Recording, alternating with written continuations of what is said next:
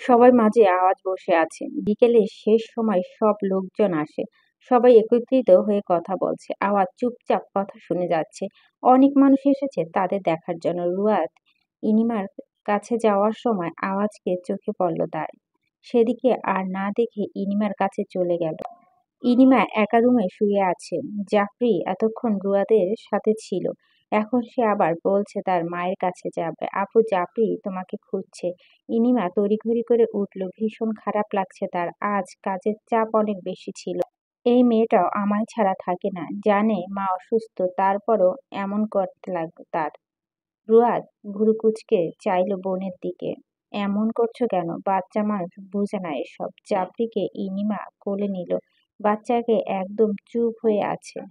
মায়ের রাগকে বরাবরের মতো খুব ভয় পায়। রুয়াদের কথা ইনিমা তাকালো তার দিকে। রুয়াদ আবারও বলল, বাসা যাবে কখন? সন্ধ্যা হতে বেশি দেরি নেই। আর সন্ধ্যা করে গেলে মা বকবে তোমায়। ইনিমা মাথা নাড়ায়। হ্যাঁ, যাব। মাকে বলেনি। মায়া চৌধুরী এসে উপস্থিত হলেন ইনিমার রুমে। রুয়াদকে দেখে মায়া চৌধুরী হাসি দিলেন। প্রতি উত্তরে রুয়াদও হাসল। ইনিমা বিছানা থেকে সরে জায়গা করে দিল মায়া চৌধুরীকে বসার জন্য। ইনিমা স্বাভাবিক স্বরে বলে, মা আমাদের তো দেরি হয়ে যাচ্ছে, বাসায় যেতে হবে। আর সন্ধ্যা হয়ে গেলে মা বকবে। মায়া চৌধুরী হাস্যোজ্জ্বল মুখটি মুহূর্তে উধাও হয়ে গেল। তুমি এখন আর বাসায় থাকো না। কেমন খালি খালি লাগে সব। কবে যে দুবোন একেবারে জন্য আমার বাসায় আসবে, আমি শুধু সেই কথাটি ভাবি সারাক্ষণ। আচ্ছা, তোমার তৈরি হয়ে থাকো, আরহামকে বলবো দিয়ে আসতে। মাথা নাড়ায় ইনিমা। মায়া চৌধুরী চলে গেল। রুয়াদ শুধু কোনোমতে ওড়না পেঁচিয়ে নিল। এখন আবার হিজাব বাঁধতে বিরক্ত লাগে তার। ইনিমা তার আলমারি থেকে কিছু ড্রেস নিল। এই বাড়িতেও আছে, কিন্তু যেহেতু সে অনেকদিন থাকবে, আবার মাঝে মাঝে হসপিটালে চেক আপ করতে যাবে, তাই অনেকগুলো ড্রেস নিয়ে নিল। প্রায় একটা বড় ব্যাগ নিয়েছে। রুয়াদ বেডে বসে পা নাড়াচাড়া করছে। জাফরি পায়ের উপর পা তুলে তার মায়ের কাণ্ড দেখছে। মায়া চৌধুরী আরহামকে ডেকে আনলো। আরহাম কোমরে হাত দিয়ে ইলিমাকে দেখে যাচ্ছে। তার বউটা চলে যাবে এভাবে মন খারাপ হচ্ছে। ওই বাসায় গিয়ে ইনিমাকে দেখে আসতে পারে, কিন্তু তার কাজে এত চাপ থাকে, খুব কম সময় যেতে পারে এখানে। আরহাম বাবা, তুই ওদের দিয়ে আয় বিকেল থাকতে থাকতে। ইনিমা তো অসুস্থ, তাই তাড়াতাড়ি দিয়ে আসা ভালো। মায়া চৌধুরীর কথা আরহাম তাকায় তার দিকে। ইনিমাও ওড়না পেঁচিয়ে নিল। আরহাম স্বাভাবিক স্বরে বলে, ঠিক আছে। আচ্ছা, তোরা বের হয়ে নিচে আয়, আমি রুয়াদকে নিয়ে আওয়াজের কাছে নিচে যাচ্ছি। মায়া চৌধুরী রুয়াদ আর জাফরিকে নিয়ে নিচে চলে গেল। ইনিমা ড্রেসিং টেবিলের ওপর থেকে মোবাইলটা নিল। আরহাম এখনো তার কোমরে হাত দিয়ে দাঁড়িয়ে আছে। তার ভাবভঙ্গিমা কোনো পরিবর্তন নেই। ইনিমার আরহামের সামনে এসে দাঁড়ায়। আরহাম দুপাশে কোমর থেকে হাত সরিয়ে দেয়। চলো নিচে যাই। আরহাম ইনিমার হাত ধরে টেনে এনে তার সাথে একদম মিশিয়ে নিল। ইনিমা দুহাতে আঁকড়ে ধরে আকরামকে। আরহাম একটু নিচু স্বরে বলে, তুমি চলে যাবে? ভালো লাগছে না গো। তোমাকে ছাড়া আমি থাকবো কিভাবে? ইনিমা ভুরু কুঁচকে ফেলে। হঠাৎ আরহামে এরূপ ভালোবাসা ঠিক হজম করতে পারছে না। আজ তো ভালোবাসা দেখাচ্ছ যে। আরহামের মুখটা ছোট হয়ে যায়। আবার তৎক্ষণাৎ হেসে ইনিমার গালে মৃদু কামড় দিয়ে বলে, না ভালোবাসতে? তোমার এক মেয়ে হয়েছে কিভাবে, আবার আরেকজন আসছে কিভাবে বলো? ইনিমা তার গাল ধরে দাঁড়ায়। একটু রাগী স্বরে বলে, বুড়ো হয়েছ, তারপরে এসব কথা আর কমলো না, নির্লজ্জ পুরুষ কোথাকার। আরহাম একটু উচ্চস্বরে হাসে। ইনিমার কপালে তার অধর ছুঁয়ে দেয়। ইনিমা ফাইরোজের জন্য বরাবরের মতো আরহামের চৌধুরী নির্লজ্জ পুরুষ। বেডে থাকা ব্যাগ আরহাম হাতে নিল। ইনিমা হাত ধরে বেরিয়ে গেল রুম থেকে। মায়া চৌধুরী রুয়াদকে বসালো আওয়াজের পাশে। তাদের মধ্যে দূরত্ব অনেক বেশি। যার যার আওয়াজকে দেখতে এসেছে সবাই চলে গিয়েছে। ফজলুল চৌধুরী বাসায় না থাকার কারণে আওয়াজ একাই বসেছিল নিচে। জাফরি আওয়াজ আর রুয়াদের মাঝে যে জায়গাটা ছিল সেখানে বসে পড়ল। আওয়াজ তার দিকে তাকালো, একমাত্র একটি মুচকি হাসি দিল। মায়া চৌধুরী আওয়াজের আরেক পাশে এসে বসে। রুয়াদের পরীক্ষা মাঝখান দিয়ে আর একটা দিন বাকি। আমি ওর প্রথম পরীক্ষার দিন যাব ওদের বাসায়। তুই শুধু আরহামকে বলিস আমাকে যেন দিয়ে আসে। আওয়াজ পর পর মাথা নাড়াচ্ছে। রুয়াদ আওয়াজকে দেখে হাসছে। মায়া চৌধুরী আওয়াজের হাত ধরে বলল, তুই যাবি না? আর তুই তো অসুস্থ, এখনো যাবি কিভাবে? আওয়াজ রুয়াদের দিকে না তাকিয়ে উত্তর দেয়, যাওয়ার কথা পরে, সেটা তো আমি নিজের ইচ্ছাতে যেতে পারি। তোমার হবু ছোট বৌমা যদি বলে তাহলে যাব, অসুস্থ থাকার পরও যাব। মায়া যদি তাকায় রুয়াদের দিকে, রুয়াদ ঘাবড়ে যায়। সে এখন কি বলে মাথায় আসছে না। এই এমপি সাহেব শুধু তাকে লজ্জায় ফেলে দেয়। এই মুহূর্তে আরহাম ও ইলিমা আসে। রুয়াদ উঠে দাঁড়ায় তাদের দেখে। আওয়াজ একবার রুয়াদের দিকে তাকালে পরক্ষণে ইলিমা আর আরহামের দিকে নজর পড়ে। জাফরি তার বাবার কাছে গিয়ে দাঁড়ায়। আরহাম তার একমাত্র রাজকন্যাকে দেখতে কোলে নেয়। ইনিমা মায়া চৌধুরীর পাশে গিয়ে দাঁড়ালো। ইনিমা আওয়াজের উদ্দেশ্যে বলে, ঠিক মতো চলবে দেবর সাহেব? আওয়াজ হাসে ইনিমার কথায়, জি আপনিও। মায়া চৌধুরী এসে ইনিমার কাঁধে হাত রাখে। শোনো বৌমা, নিজের খেয়াল রেখো, খাওয়া দাওয়া সঠিক সময় করো। আর শোনো, তুমি এখন অসুস্থ, তাই জাফরির সাথে খাওয়া নিয়ে এত দৌড়াদৌড়ি করো না। নিজে ভালো থাকা আগে ভেবো। সুন্দর মতো চলো, মা সবসময় দোয়া করি তোমার জন্য। ইনিমা হাসে মায়া চৌধুরীর কথায়। বিয়ে 5 বছর হয়ে গিয়েছে, কিন্তু কখনো মায়া চৌধুরী তার সাথে উচ্চস্বরে কথা বলেনি। প্রথম প্রথম তার কাজ করতে অসুবিধা হলেও তিনি সব সামলে নিতেন। যেভাবে একজন মা তার সন্তানকে স্নেহ করেন, ঠিক একইভাবে মায়া চৌধুরী ইনিমাকে প্রতিনিয়ত তার সন্তানের মতো স্নেহ করেন। ইনিমার চোখে বিন্দু বিন্দু পানি এসে জমা হয়। পানি গড়িয়ে পড়ার আগেই আঙ্গুল দিয়ে মুছে ফেলে। ইনিমা আর আরহাম বের হয়ে আসে বাসা থেকে। মায়া চৌধুরী এবার রুয়াদের হাত ধরে। শোনো, তুমিও তোমার খেয়াল রেখো। পরীক্ষা নিয়ে বেশি টেনশন করো না। তুমি ঠিক মতো খাওয়া দাওয়া করো। রুয়াদ একবার আওয়াজের দিকে তাকালো। আওয়াজ শান্ত চোখে তার দিকে তাকিয়ে আছে। যাওয়ার সময় সে ভেবে রেখেছে আওয়াজ হয়তোবা কিছু বলবে, কিন্তু আওয়াজ কিছুই বলেনি। রুয়াদ বের হয়ে আসে বাসা থেকে। মায়া চৌধুরীও আসে তাদের পিছনে। প্রায় আধ ঘন্টা পর বাসায় আসে। আরহাম আবার চলে গিয়েছে বাসায়। অন্য একদিন এসে থাকবে। 5 দিন পর আওয়াজ সম্পূর্ণ সুস্থ, পাঞ্জাবি পরে আয়নার সামনে দাঁড়িয়ে আছে। জেল দিয়ে চুলগুলো সেট করে নেয়, হাতে ঘড়ি পরে। আজ অনেক দিন পর নিজেকে একটু স্বাধীন লাগছে। পুরো 5 দিন একদম বাসায় ছিল। বাসায় প্রচুর হাঁটার ফলে মাঝখান দিয়ে পা ফুলে গিয়েছে। এরপর থেকে মায়া চৌধুরী আর বাসা থেকে বের হতে দেয়নি। আওয়াজ তৈরি হয়ে নিচে নামে। মায়া চৌধুরী টেবিলে নাস্তা রেখে দিয়েছে। আওয়াজ নাস্তা করে, একবার মোবাইলে সময় দেখে। এখন থেকে নিজের সঙ্গে কার্ড রাখবে। সবাইকে খাওয়া দেওয়া হয়েছে। এই 5 দিন ছুটিতে ছিল। আওয়াজ তাদের ছুটি দিয়েছে। সায়েদ এখনো সুস্থ হয়নি। আওয়াজ আজ সর্বপ্রথম সায়েদের সাথে দেখা করতে যাবে তার বাসায়। আওয়াজ নাস্তা সেরে বের হয়। মায়া চৌধুরী বার বলে দিয়েছে সে যেন মাথা ঠান্ডা রাখে, কিন্তু তার মনে শুধু ইকরামুলকে শাস্তি দেওয়ার কথাটা ঘুরছে। মায়া চৌধুরী জানে আওয়াজ কোনো না কোনো ভাবে ইকরামুলের সাথে দেখা করলে নিশ্চয় মাথা গরম করবে। সেই পরিপ্রেক্ষিতে মায়া চৌধুরী কথাটা বলে। আওয়াজ শাহেদের বাসায় আসে। শাহেদের চিকিৎসার পুরো খরচ আওয়াজ বহন করে। সোফায় আওয়াজ নিশ্চুপ হয়ে বসে আছে। ইদানিং এখন আর আশরাফকে দেখা যায় না। সেই দিন আশরাফও দেখা করতে আসে। আওয়াজ বেশি কথা বলেনি তার সাথে। ভেবেছে আশরাফ কি কি করছে কিছুই আওয়াজ জানে না, কিন্তু সে সব জেনে গিয়েছে। শুধু সময়ের অপেক্ষা। তারপর আশরাফকেও আওয়াজের ভয়ঙ্কর রূপ সাথে পরিচয় করিয়ে দিবে, দ্বিধাবোধ করবে না। শাহেদকে নিয়ে আসা তার ছোট বোন। আওয়াজকে দেখা মাত্রই সালাম দেয়। শাহেদ আওয়াজের সাথে কাজ করার পর এই প্রথম আওয়াজ শাহেদের বাসায় এসেছে। শাহেদকে কাট কাট গলায় বলা, এভাবে কতদিন বাড়িতে থাকবে? সূর্যের আলো দিনে, প্রাকৃতিক বাতাস রাতের, চাঁদের আলো, কেউ তোমাকে দেখে তো আসলে। শাহেদ ভ্যাকাচেকা খেয়ে গেল আওয়াজের কথা। এটা কি তাকে অপমান করা হলো নাকি? মাথায় নিচু করে শাহেদ বলল, স্যার আপনি তো দেখতে পাচ্ছেন আমি অসুস্থ।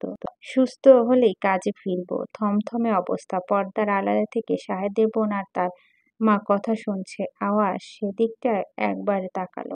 আওয়াজ তার পাশের জায়গাটা সবসময় সায়েদকে মিস করে। সায়েদ ছলছল নয়নে তাকায়। চোখ দিয়ে 2 ফোঁটা পানি পড়ে তার। এদিকে এরকম অসুস্থতা, আরেকদিকে কাজ।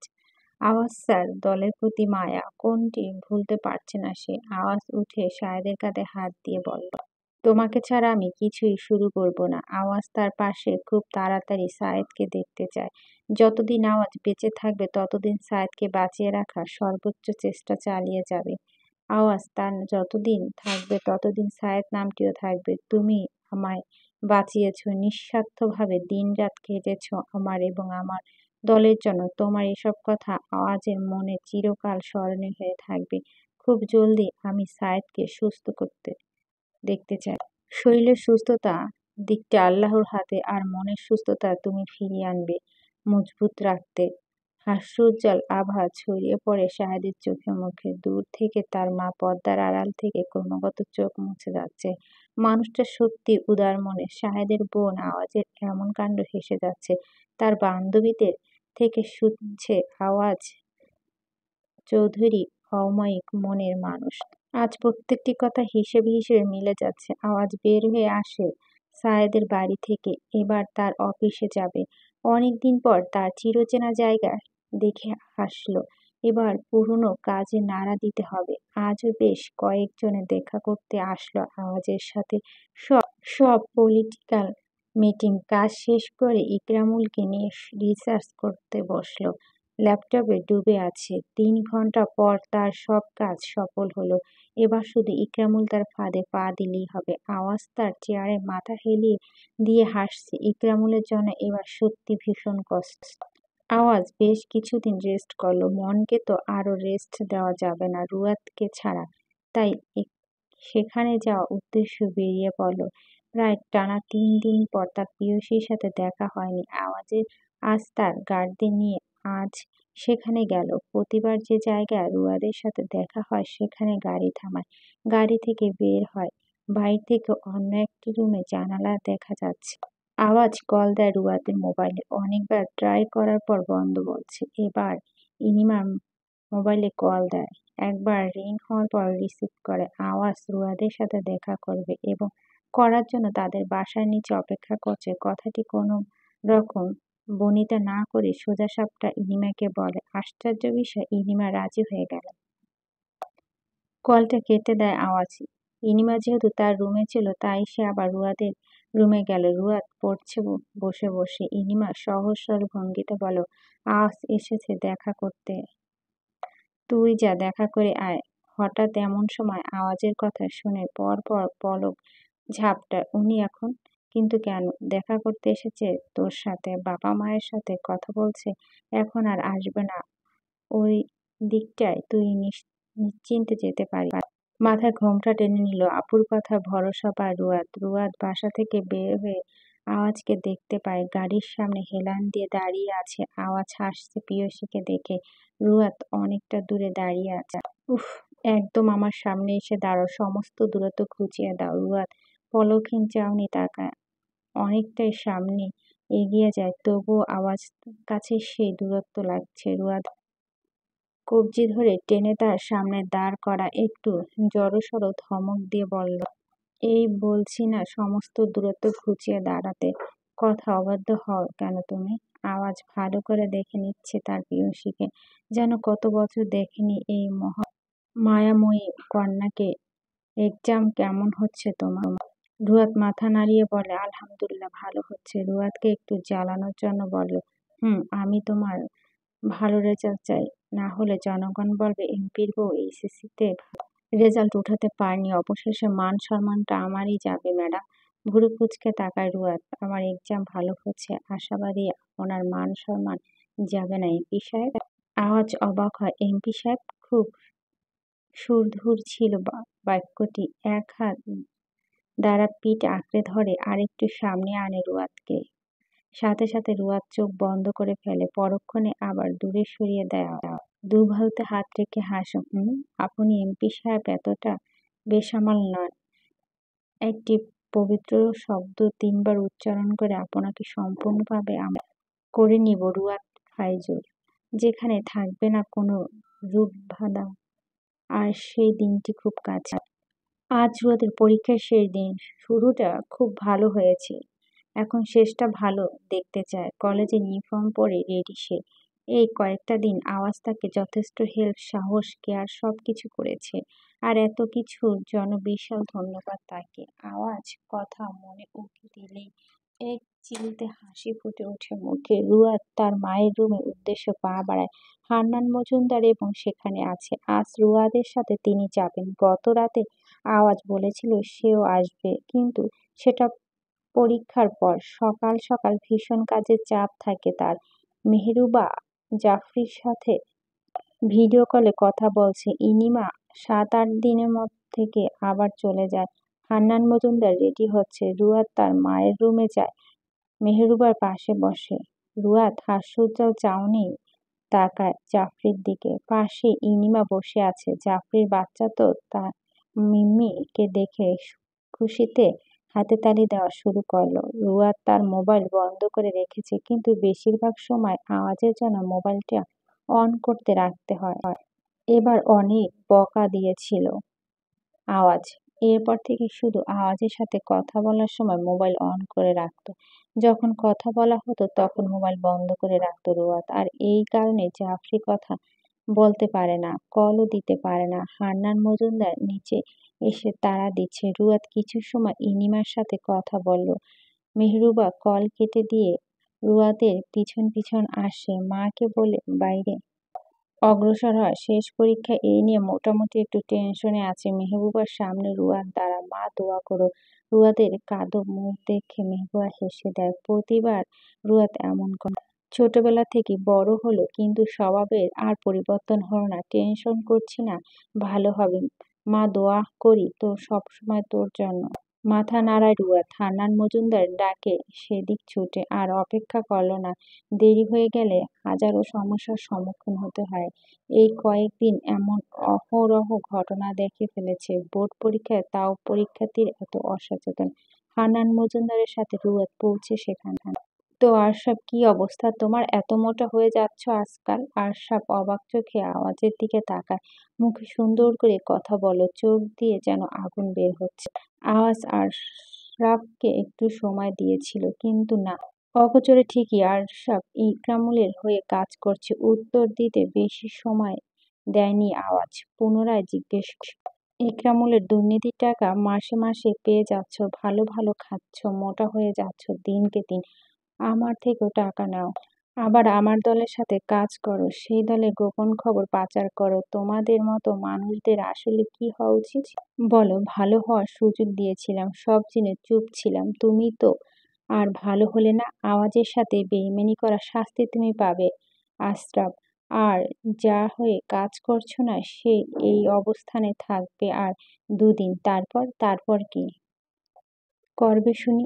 এই যে এখানে তোমার সহযোগী যতক্ষণ আছে সবাইকে খুব ভরসা বিশ্বাস করি আমি। বর্তমানে ভরসা আর বিশ্বাসের জায়গা থেকে তুমি সরে গিয়েছো। তোমাকে আমি বিন্দুমাত্র বিশ্বাস করি না। একবারও বুক কাঁপলো না তোমার? এত সাহস তোমার! তোমাকে আমি আমার দলে নিয়ে খুব ভুল করেছি। আমার জীবনের সব থেকে বড় ভুল এটাই।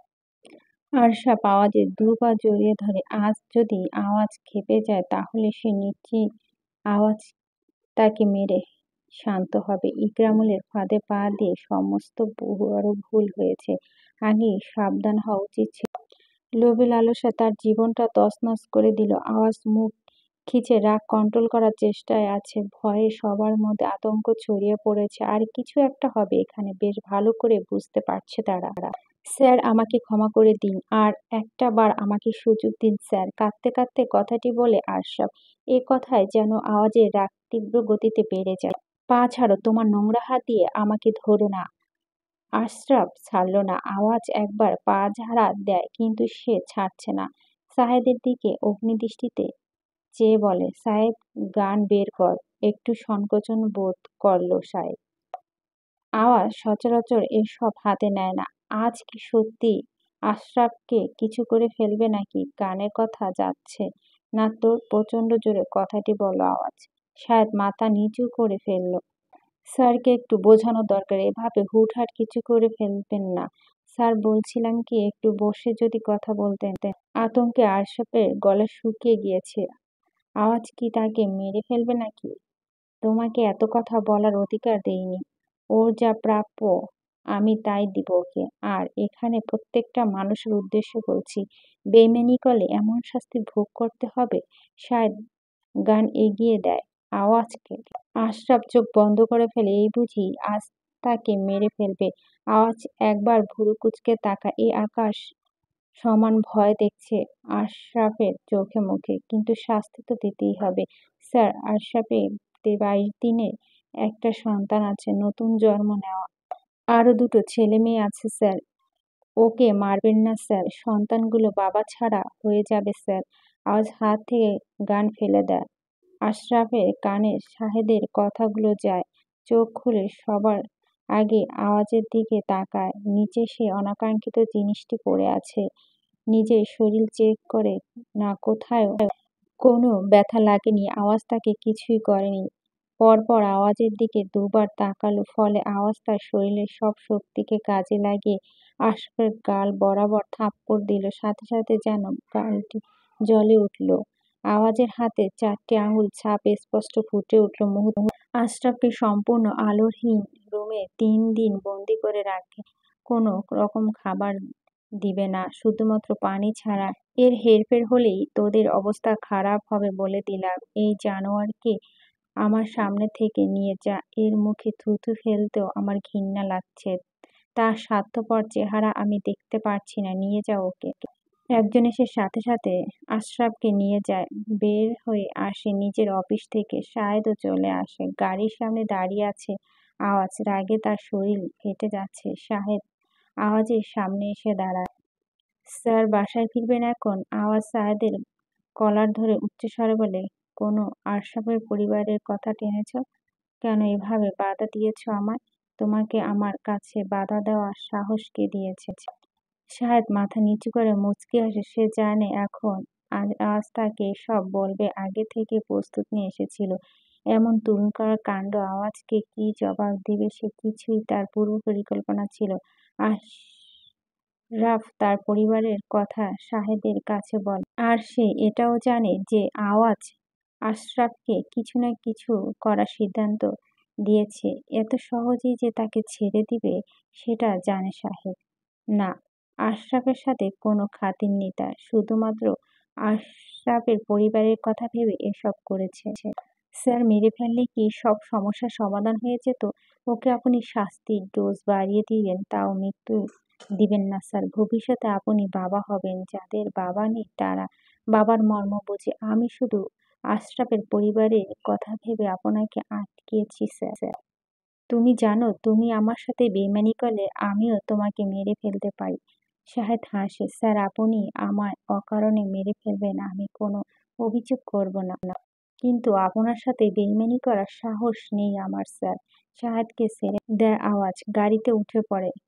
ঠায় সেই জায়গায় শাহেদ দাঁড়িয়ে আছে। গাড়ি ছাড়ার পরের গাড়িতে চলে যায় আওয়াজের গাড়ির পিছনে। শাহেদ সেখানে দাঁড়িয়ে সবার আগে গাড়িটাকে দেখে যাচ্ছে। জ্যাক স্যারকে তো বোঝাতে পেরেছি, তাতেই খুশি। রুয়াতের পরীক্ষা শেষ। নিমির জন্য ওয়েট করছে। এখনো বের হয়নি নিমি। আজ যেহেতু শেষ পরীক্ষা তাই নিমির সাথে দেখা করে যাবে। আবার কবে না কবে দেখা হয় তাদের। অবশেষে নিমি বের হয়ে আসলো। রুয়াদিকে দেখে ঝাপটে ধরে। এক্সাম কেমন হয়েছে দোস্ত? রুয়াদ হেসে বলল, ভালো হয়েছে তোর? ভালো, কিন্তু আমার মন খারাপ হচ্ছে। তোর সাথে কবে দেখা হবে আবার? রুয়াদ হেসে নিমির কাঁধে হাত জড়িয়ে ধরে।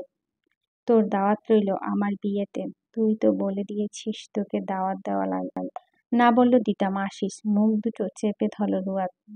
নিমির সাথে একটু মজা করেছে। নিমি ভুরু কুঁচকে ফেলে। মজা করছে? মাথার দুপাশে নাড়ায় রুয়াদ। একটু মজা করিনি। নিমি ভেবেছে রুয়াদ মজা করেছে, কিন্তু না, মজা করে বলেনি। তাহলে তার দাওয়াত কনফার্ম। রুয়াদ আর বেশিক্ষণ কথা বলেনি, তাড়াতাড়ি বিদায় নিয়ে চলে আসে। আওয়াজের গাড়ি দূর থেকে দেখতে পায়, তাই সে চলে আসে। হাসি মুখে গাড়িতে উঠে পড়ে। মাস্ক পরে মাথা সিট হেলিয়ে দিয়েছে তার পাশে পুরুষটা। রুয়াদ আধর কামড়ে ধরে। লোকটা কি হয়েছে? আর আওয়াজ সবসময় মাথা ছিটে হেলিয়ে রাখার পরও কথা বলছে, আজ একবারও বলছে না। কিন্তু পথ যাওয়ার পর ট্রাফিক আটকে পড়ে গাড়ি। ভাবার বিষয় হলো আওয়াজ এখনো চুপচাপ। রুয়াদ আওয়াজের পাঞ্জাবি হাতের উপর অংশ ধরে হালকা টান দেয়।